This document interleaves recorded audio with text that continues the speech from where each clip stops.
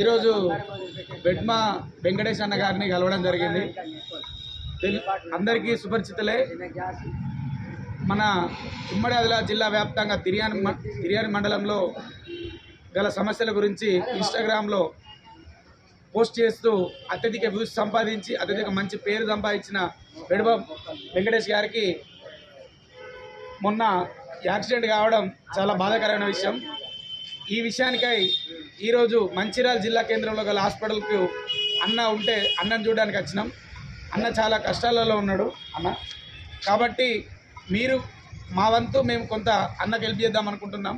మీరు కూడా మీ వంతు కొంత మిత్రులందరూ కొంత సహాయ సహకారాలు అందించగలరని మనస్ఫూర్తిగా కోరుతున్నాం. అన్న కండిషన్ కొంత బాగలేదు.